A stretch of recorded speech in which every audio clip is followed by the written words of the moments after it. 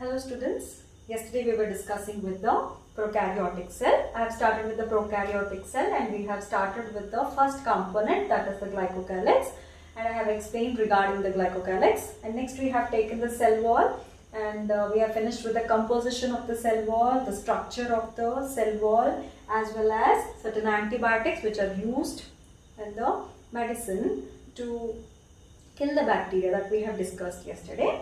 So if you remember, yesterday we were discussing regarding the structure of the peptidoglycan. So the cell wall composition of bacteria is peptidoglycan. It is also known as murine or mucopeptide that we were discussing yesterday. So this is the structure of the murine or mucopeptide. And in this I have told you these are the monomers, NAG and NAM units.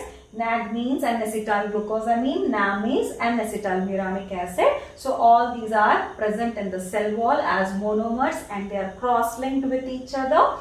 Along with that we have some protein chains or peptides and that are linking these units to be more stronger. Okay. And later we have discussed with the antibiotics. One I have told you penicillin. Penicillin inhibits the cross-linking of NAM and NAG units. And I have told you regarding the lysozyme, which is an antimicrobial enzyme which is naturally present in the body secretions like saliva, tears and the milk. And it is showing impact on the protein chains of the peptidoglycan layer that we have discussed yesterday. After this, the next point which we are going to discuss is about the teichoic acid. There is an acid called teichoic acid which is present in the cell wall of the bacteria. So this teichoic acid, it is having the negative charge. So what it will do? It will impart a negative charge to the cell wall, and mainly the significance of this teichoic acid in the cell wall is it is mainly inhibiting the attack of the antibiotics on the cell wall. The positively charged antibiotics, if they are being placed to kill a bacterial cell, teichoic acid is controlling the effect of the positively charged antibiotics. So this is one of the significance of the teichoic acid. It balances the charge all over the cell wall. And this is regarding the structure of the cell wall. Next we will move on to the next point that I will discuss now regarding the Gram staining. Okay. What is Gram staining? Gram staining, it is a technique which can divide or classify the major classes of bacteria into two different categories. What are the two different categories, children? One is said to be Gram positive and the other class of bacteria are Gram negative bacteria. So let us see how this classification is done and who has done this classification, that we will discuss now. So cell wall, based upon the characteristic features of the cell wall, there are minor differences in certain bacterial cell wall composition due to which cell wall as well as the outer membrane glycocalyx composition. Based upon that characteristic, scientist Christian Gram has devised a technique which is known as Gram staining technique. It is known as Gram staining technique, also called as differential staining. So Gram staining technique or differential staining technique, it is given by scientist Christian Gram. So here, what is the classification he has given? He broadly classified the major classes of bacteria into two categories. Based upon this technique, the classification of bacteria, I am writing here major class of bacteria. They are divided into, okay. So differential staining technique or Gram staining technique, it has broadly classified the bacteria into Gram positive and Gram negative. Okay. After the scientist name, Gram, it is given here. And here the major stain that is used, the dye that is used for the bacterial cell, it is the crystal violet dye. The dye that is used here is the crystal violet dye. Okay, gram stain. This is also known as gram stain, that is crystal violet dye. So how he has classified this? The bacteria which are absorbing, which will take inside the stain and which retains the stain is known as a gram positive bacteria. Positive for color. It is absorbing and it is retaining the stain, and hence the bacteria are called as gram positive bacteria. And the bacteria which are not retaining the stain and which will lose the stain early, they are known as the gram negative bacteria. This gain or loss of stain, it is based upon their characteristic features. So they will be classified based upon this staining technique that we will see how the staining is done. Here we will discuss.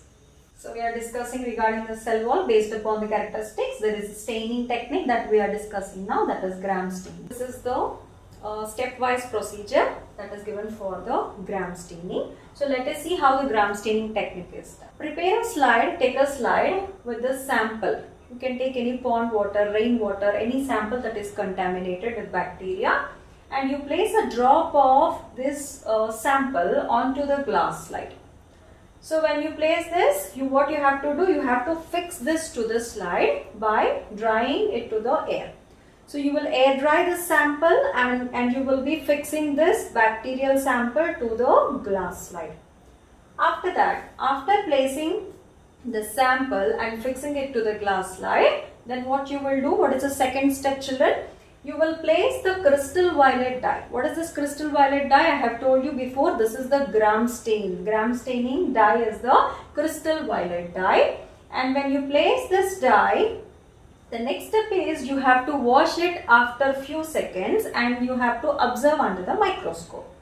When the dye is placed and it is washed, what is the significance here? The washing will be making the slide to lose the excessive dye that is placed over the slide. So washing is done to remove the excessive stain from the slide so that it will be clear or it will be clearly visualized under the microscope.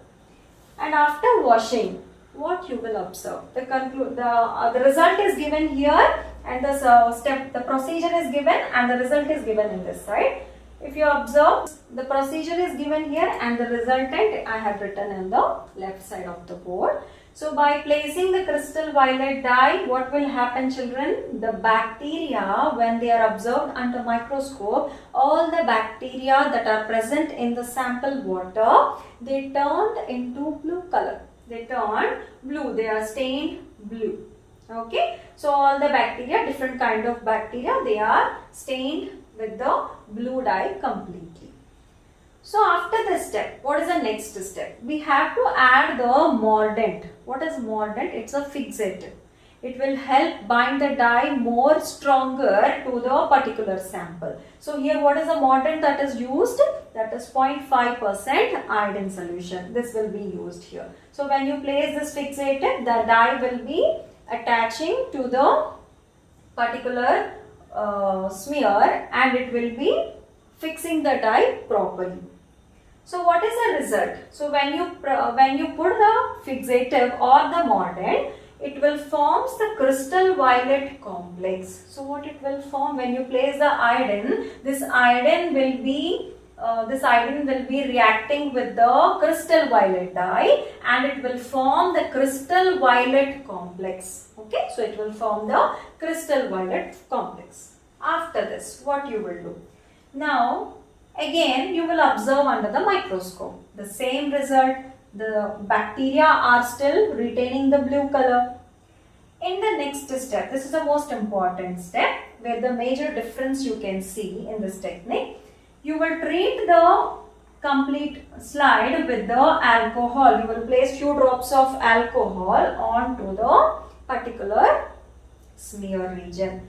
So when you place the alcohol and you observe under microscope, then what you will see? So what you will see, you have two type of bacteria here. One is having blue color and other turned colorless. Till the step before here, if you observe, these are colorless when the dye is not placed. And when the dye is placed, we have colored bacteria. Some are rod shaped and some are oval shape I have given. And in the next step, after adding the mordant also, they retained the color, that is the blue color. But when you treat with the alcohol, some of the bacteria, they are resisting the change and they are retaining the stain. But some bacteria, they have lost the stain. They have lost the stain and they become colorless. What is the reason? That we will see later.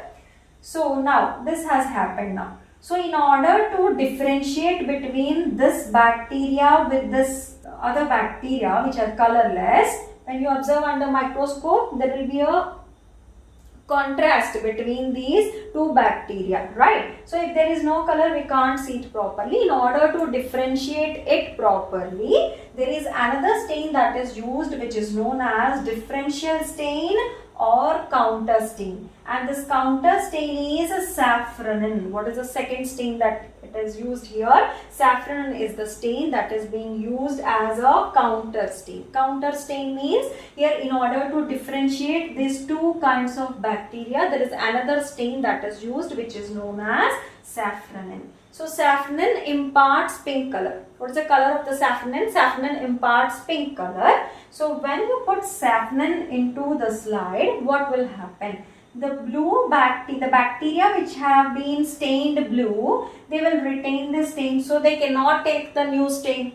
But the bacteria which has lost the stain, they will be taking the new stain, that is the safranin. It will again include the stain into their bacterial cell. Okay. So here, then if you observe under the microscope, here we have two kinds of bacteria. One is blue color one and the other one is the red color, pinkish color bacteria. So here the blue color bacteria, which is giving the blue color, children, the dye that is placed. The blue color is imparted by the CV, that is the crystal violet. So which is giving this blue color? Crystal violet dye, right? The CV, crystal violet dye, it is imparting blue color, that we all know. So the bacteria which retain this crystal violet dye, they are said to be, what I have told you, they are gram-positive bacteria. And the bacteria which has taken the counter stain, leaving the primary stain, which is the gram stain, crystal violet, these bacteria are known as gram-negative bacteria. I'll be briefing this. First you will take a slide, you will prepare a smear, you will fix this to the glass slide. And what is the first step you will do? After fixing this sample, then you will quickly place the crystal violet dye, that is the gram stain. When you place this dye, you will wait for a few seconds and then you will wash with water. After washing, you will be observing under microscope. So what you will be seeing here, once the dye is placed, it will take certain time to absorb inside the bacterial cell. After that you will wash. Why you will wash? Washing will be removing the excessive stain that is present on the slide, so that it will be clear while observing under microscope. So after washing, then when you observe under microscope, what you will see? You will be seeing all the bacteria which are stained blue. All the bacteria are blue in color. Okay. After this, what is the next step? You will add mordant or fixative. What is the mordant here? 0.5% iodine is the mordant. And what is the significance of the mordant? Mordant will help fix the stain stronger to the bacterial cell, and hence it is known as fixative. Okay. So after placing the mordant or fixative, then you will again observe under the microscope. If you observe under microscope, the bacteria still retain the same blue color by forming the crystal violet complex. What is this crystal violet complex? This blue stain along with iodine, both of them combine together by coordination bond. They will be forming a crystal violet complex, so that it will be held tight inside the cell. After this, what you will do? You will treat this sample with the alcohol. When it is treated with the alcohol, what will happen, children? There is a major difference that is observed in this step. When it is treated with alcohol and observed under microscope, some bacteria are retaining the stain and some bacteria are becoming colorless. Some are colorless and some are remaining in the same color, that is the blue color. So this is the step when it is treated with the alcohol. Now we have two types of bacteria here. One is colorless and other is the blue color. In order to differentiate it further, to make them clear, contrast, what they have used? They have used another stain which is known as counter stain or differential stain. What is the use? The counter stain or differential stain, that is safranin. The safranin, the name of the stain is safranin, which will impart pink color. Okay, so it gives out the pink color. So what it will do? It will be dyeing the colorless bacteria so that it will be easily observed under microscope, under a high contrast. Okay, so this is the result here. So after treating it with the safranin, the counter stain, the bacteria will be colored pinkish. Not all bacteria, children. The bacteria which retained blue, they remain blue. The bacteria which become colorless, they have taken this stain again and they become pink in color. So this is the final result that is obtained. In this bacteria, now you can clearly see there are two kinds of bacteria. One is blue, it is retaining the blue color, that is of crystal violet, which was dropped in the first step. It is not losing its integrity or it is not losing any of its stain till the last step. You have treated with alcohol, you have treated with safranin, but still the color remains the same. But what about the other bacteria where once they become colorless after the treatment with alcohol and later they have got this new stain, that is the safranin, and they turned pink in color.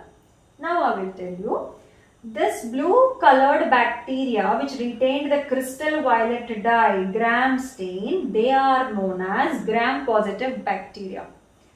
And the pinkish bacteria, pink colored bacteria which have absorbed the safranin and which have lost the crystal violet dye, they are known as gram negative bacteria. So this is a complete procedure of the gram staining technique. Now we will discuss how this differentiation is taking place between different kinds of bacteria. What is the reason behind this? And next we will be discussing with the significance of the gram staining technique. Okay.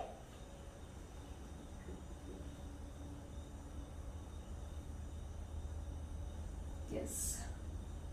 So we'll do it here. So let us say the bacterial cell. This is cell wall and this is the plasma membrane and this is the cytoplasm, right? And there are certain other bacteria which have the extra layer.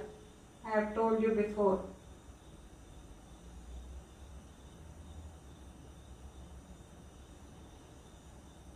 Okay. So here we have an extra outer layer. We have discussed that is the glycocalyx. Okay, so this is cell wall and this is the plasma membrane, and here we have only cell wall and the plasma membrane. For some bacteria we have three layers: outer glycocalyx, next is cell wall, other is the plasma membrane. Plasma membrane and cell wall are common. But for certain bacteria, we have extra layer, that is glycocalyx. We have studied before. For some bacteria, we have only cell wall and the plasma membrane. Here. The bacteria which are said to be gram positive, they have this structure. So these are gram positive. And the bacteria which are said to be gram negative, they have this structure. They have this extra layer. then what will happen? So when you place the crystal violet dye, both the bacteria, they will become blue in color. When you put the fixative, they retain the color. But when you treat with alcohol, what will happen? When you treat with alcohol, there are lipids which are present on the glycocalyx. So the outer layer of the gram-negative bacteria, they mainly have the lipids which are present all over the membrane. 70% of the glycocalyx, it is made up of lipids. What will happen when you treat this bacteria with the alcohol? All these lipids got digested.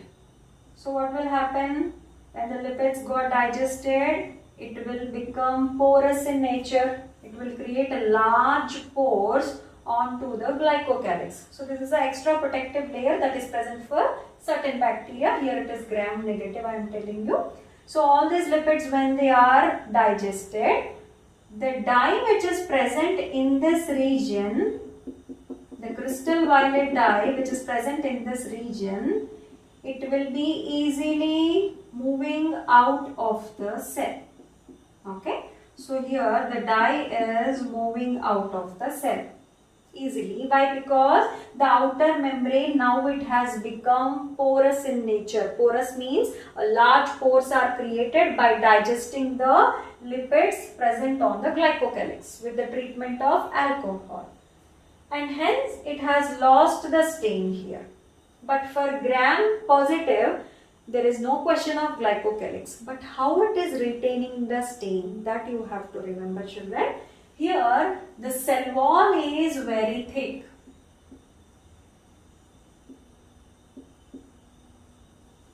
In gram-positive bacteria, the cell wall is very thick that the stain is completely trapped inside the cell wall. So there is no question of outward movement. You treat with alcohol, whatever you give the treatment, here the stain is not removed. Why? Because it is trapping inside the peptidoglycan layer. It is very thick peptidoglycan layer, 20 to 80 nanometer thickness it is having. So the stain got retained and trapped inside the particular cell wall. But for gram-negative bacteria, we have cell wall, glycocalyx, but here the cell wall is very thin. The cell wall is very thin. When it is thin, it can't retain the stain. Though it absorbs, it will lose the stain very fast. It quickly releases the stain. Not only that, it also have another disadvantage. I have told you the glycocalyx is also digested and it become porous. So all the stain that has been absorbed will be easily removed from the gram-negative cell. Okay, do you understand how this differential staining technique is done, children? Here we have two kinds of bacteria with a different structural structure in the cell wall as well as the glycocalyx. Based upon these differences, the two bacteria are differentiated here. Okay, one is gram-positive bacteria which have a very thick cell wall so that the dye cannot be released. And here the gram-negative bacteria, we have a weak peptidoglycan layer that is around 8 to 12 nanometer thick. Means it is very thin, so that the dye can't be retained for longer time. And the second thing, the glycocalyx, which is an extra protective layer that has been digested by the alcohol with the treatment of alcohol, so that all the stain got removed from here. Okay, and hence if you observe here, the stain is retained for gram-positive till the end, and this gram-negative, it has lost its stain and it become colorless. Okay, so this is how both the bacteria are different. And this technique, it is mainly used in medical centers for the diagnosis of diseases as well as treatment. If you diagnose this particular bacteria, based upon their properties, what will happen? It is useful for the doctors to prescribe the suitable antibiotics to the patients. If it is gram positive, based upon their structure, what kind of antibiotics can be prescribed, that will be decided and it is given. Okay, so for better regimen or for better treatment, this differential staining technique or gram staining technique, it is used in the medical centers. That is the major significance of the gram staining procedure. Okay, so gram staining technique, it is inexpensive.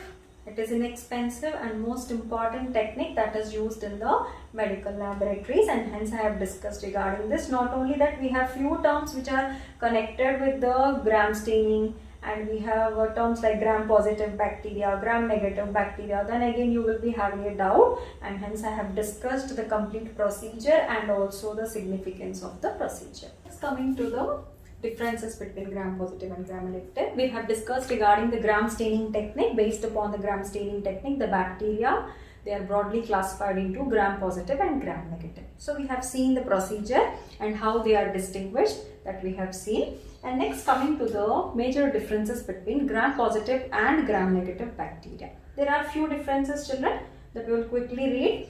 And if you observe, the first one being the outer membrane. Regarding outer membrane, that is glycocalyx. I have told you regarding the staining procedure. During the staining procedure, the outer membrane will be made up of lipids, that we have discussed before. So this outer membrane for the gram positive bacteria, it is absent, and for gram negative we have the outer membrane, that is glycocalyx is present here. Cell wall. Coming to the cell wall, how is a cell wall in gram positive bacteria? It is very thick, that is around 20 to 80 nanometer thickness it is showing, whereas the cell wall of the gram negative bacteria, it shows 8 to 12 nanometer thickness. And coming to the wall, the consistency of the wall, here the wall is very smooth and it is complete. But if you observe the wall of the gram negative bacteria, it is showing the wavy texture. Wavy means it is attached to certain points of the membrane and it is detached at certain points. If you imagine the wavy structure of the wall here, the wall is little wavy, means it will be attached at certain points and it will be detached. Again it will be attached and detached. In that way it is present. It is not completely attached to the wall. Okay. And next, coming to the murine. Murine is the sugar, the mucopeptide or peptidoglycan. The content that is present in the gram positive is higher compared to the gram negative. How much content it is present, children? 70 to 80% content is present here, but here the murine is 10 to 20%. It is very low. And next is the basal body. You remember this point, I will be shortly discussing this point. The basal body structure, there is a structure called basal body, and this basal body will have S and M rings. S and M rings are present, that you remember. We will see it later what it is. And here the basal body will have 4 rings. For gram negative bacteria, we have 4 rings, L, P, S, M. So 4 rings are present for gram negative and only 2 rings, S and M, are present for the gram positive bacteria. And next, coming to thicoic acid. I have told you in the cell wall, I have shown you this. So in the cell wall, we have NAM, NAG, NAM and NAG units. Along with this, we have thicoic acid. I have told you there are certain acidic molecules which are known as thicoic acid molecules. They mainly help in sequestering, or it will show impact on the antibiotics which have the positive charge. I have told you why, because they are negatively charged, so they will bind and sequester the positively charged antibiotic and they will show resistance to them. And this kind of thicoic acid, it is present in the cell wall of the gram positive bacteria, but here the thicoic acid is completely absent.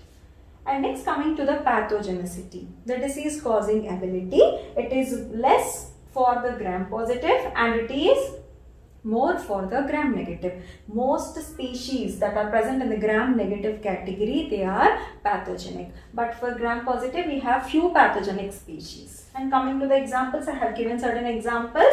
These are disease-causing bacteria. All these are disease-causing bacteria which I have listed, and the diseases that are caused, that we will discuss in the other chapter. The bacteria, we have other chapter, children. Biological classification, there I will be giving detailing of each and every structure and also the different types of bacteria, diseases caused by the bacteria, that we will discuss there. Okay. So here you remember these terms: Clostridium, Streptococcus, Staphylococcus, Corynebacterium, Streptococcus. This is mainly related to our sore throat. Okay, so all these bacteria are coming under gram-positive.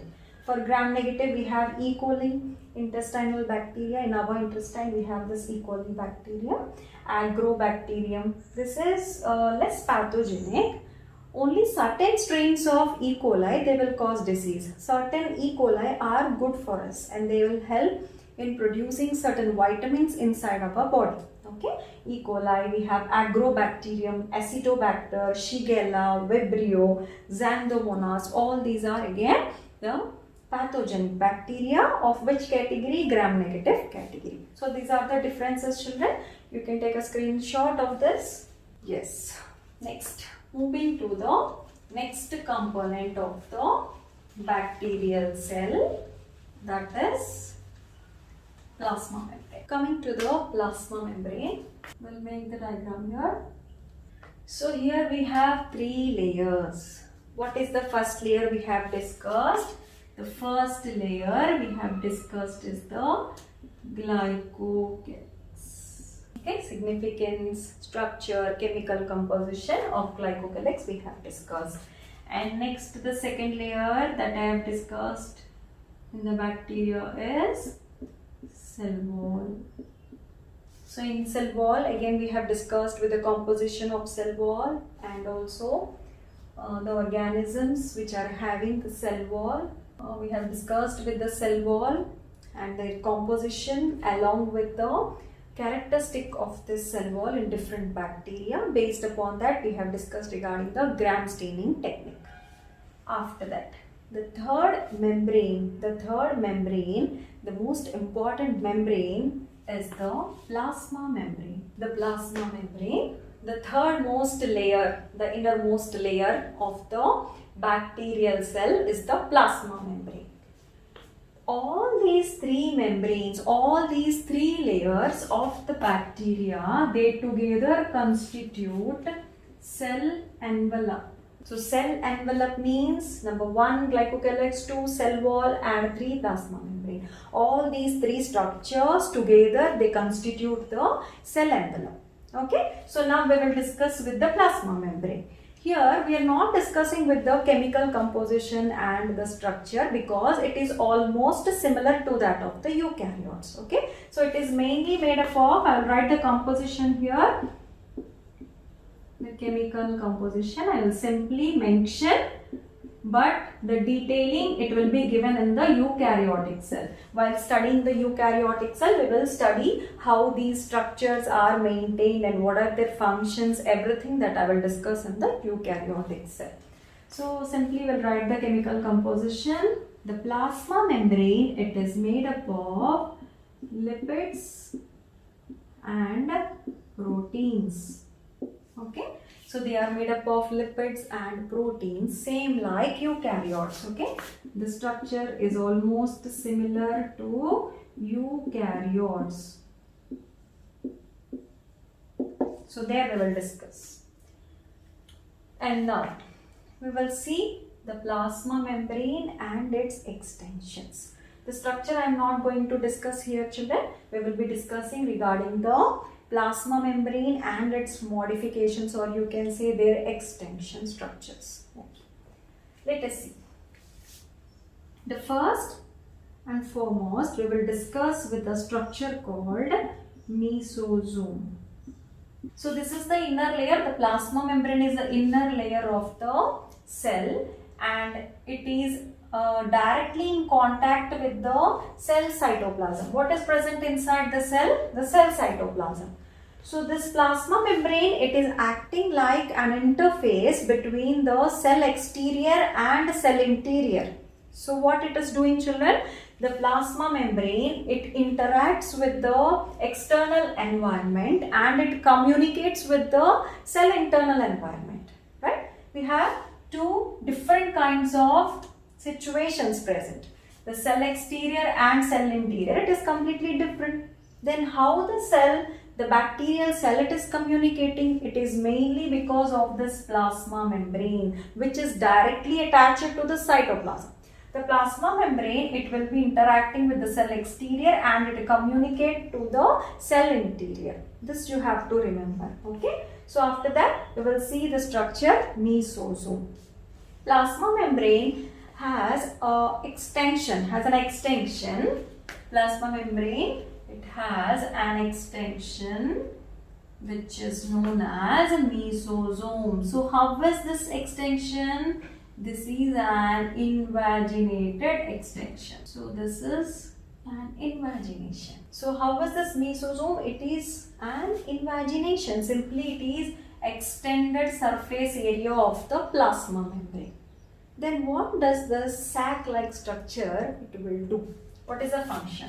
That we will see. First we will draw it, label it, then we will discuss regarding this. These are sac-like structures. Okay. So this is mesosome. We will write it here. Mesosome. Mesosome, it is an extension of the plasma membrane, and this extension, it is mainly done by the invagination of the plasma membrane. Invaginated, but how it will appear in a bacterial cell? How can you see this mesosome? It can appear like the mesosome. It can appear in three forms. It may be a sac-like structure, or it may be a lamellar structure. Lamellar means plate-like or disc-like structure. Okay. It can be lamellar, or it is like a sac, or it can be present as tubules. Tubules means tube-like structure. Okay, tube-like structure. So these are the different type of variations that you can see in the mesosome. Mesosome can be like a sac or lamellar or tubular in structure. And here this mesosome, it is present in both gram-positive as well as gram-negative. But there is a slight difference. For gram-negative bacteria, these are lamellar. So we cannot see the sac-like or tubular. Till now it is not discovered. In gram-negative bacteria, they extensively have this mesosomes in lamellar fashion. And in gram-positive, you can observe a sac-like, plate-like or a tube-like mesosome. Then what is the function of this mesosome? Let us see the functions. It performs numerous functions. The one being cell wall synthesis. So what is the first one, children? The cell wall synthesis. During the wall formation, when the bacteria, when they are dividing into two, this mesosome will be attaching to the cell wall and it will help in the formation of the cell. That we will again study later in the bacteria. Now just you simply remind these functions, remember these functions. Okay. Here the cell wall synthesis is the first important function, and the second function, it is secretion. What it will secrete? This sac-like structure, it is a reserve of many kind of enzymes, mainly respiratory enzymes like dehydrogenases. We have electron transport system enzymes, all that are present inside this particular sac. Okay. So secretion, mainly enzyme secretion it will do. And next function, increase in surface area. How it will increase in surface area? Yes, we all know this is plasma membrane, And here, while it is convoluting inside, when it is folded inside, it is what it is doing, children? It is pulling the membrane, it is expanding the membrane, and it is increasing the surface area of the membrane. By increasing the surface area, the activity increases, the ability or the exposure of elements increases, the molecules will be increased, right? So it will be increasing the surface area of the membrane. Then there is an important point. You might have studied regarding cell surface to volume, right? Simply we'll write it like this, cell surface to volume. Always in any type of cells, the cell surface and the volume has to be proportionally, it has to be maintained. Why it is maintained? What is the importance of cell surface and its volume? Few points we will discuss regarding this. The cell surface, if you observe for the human body, imagine if there is a single cell inside. We have trillions of cells that are present, we all know. But if there is a single cell, just like a bacterial cell, can it perform all the functions? Imagine a single large cell present inside our body. Can it perform all the functions, children? No. Why this cell, it is being multiplied and it is converted into tissues, organs and systems? Why this procedure is there? Why it should be done? Why? Because if the surface area of the cell is increased, if there is a large cell, then the entry of the elements, it is very difficult for the cell to take inside, right? If there are certain things like oxygen, whatever the cell requires, it can't reach the cell center quickly. Whenever it is required, it has to be immediately reaching the particular area. But if the surface area is large, the volume is large, you can see the cell. Let us say this is a cell. This is only the front face of the cell. If you imagine in a 3D view, or you can say it's like a ball-like structure. Imagine a ball-like structure. Cell is like a ball, and in this ball, when the surface area, the ball size, if it is being increased, what will happen inside? The volume is also doubled. It is multiplied, right? So volume is also doubled from inside. When the volume is increased, the entry of elements and the exit of elements, it is not at all possible, and hence the cells are very tiny or small. Okay, so when the cells are very small, then entry and the exit of molecules, it is very easy for the organisms to maintain. So in the same way, here the cell surface to volume, it should be always maintained. Surface, if it is increased, there will be a problem inside the body. For the cells, there will be certain problems if the cell surface, it is increased above the required level, because the volume is also raising along with it. So if you observe here, the surface area has been increased by the invagination of the mesosome, but the volume, it will be the same. Have you observed? If the surface area is increased in this way, what will happen, children? If the surface area is increased, the volume is also increased. But what it is doing? It is pushing the membrane to inside.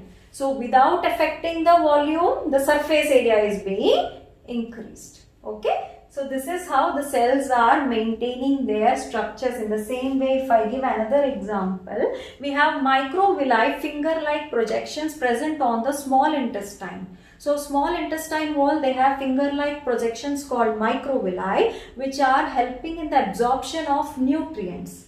To increase this absorption, the plasma membrane here is also extended into the finger-like projections, but there also you have folds, right? It is not, the cell is not being increased, it is convoluted, right? So this is the important point, you have to keep it in mind. Cell surface, it is very important, the volume and the cell surface, they should be maintained in a proportionate way. Okay. So this is over increasing surface area, this is the third function, and the next function we have replication of DNA. So inside the bacterial cell we have the genetic material, that is DNA. While as one cell that is becoming into two, what will happen? Everything will be formed new to the newly born cell. So here, while replication means production of DNA from a single molecule. One DNA molecule, it is being copied into another DNA, which is known as replication. So in replication of DNA also, it is believed to help in the replication of the DNA. And next we have distribution of DNA into daughter cells. So what it will do? It is also helping, the mesosome is also helping in the distribution of DNA into daughter cells. Let us say this is DNA and this is present inside the cell. And now what will happen? DNA, it is forming another DNA. So this is one DNA and there is another DNA. Both these DNA molecules are being shared into two cells. The older DNA in the old cell and the new DNA which is formed, it is released slowly and it is moving into the new cell. So in this distribution, the mesosome is taking role. Okay, so it is taking part in the distribution of DNA into the daughter cells. And next, coming to the last one, we have distribution of DNA, and next one is respiration. Respiration means here the mesosome will be helping in the respiration of the bacteria. So the mesosome, it is like an organelle that is present for respiration. So all these are the most important functions of the mesosome. What are the important functions of mesosome, children? One is cell wall synthesis, secretion, increase in surface area, replication of DNA, distribution of DNA into daughter cells, and the respiration. This is regarding the mesosome.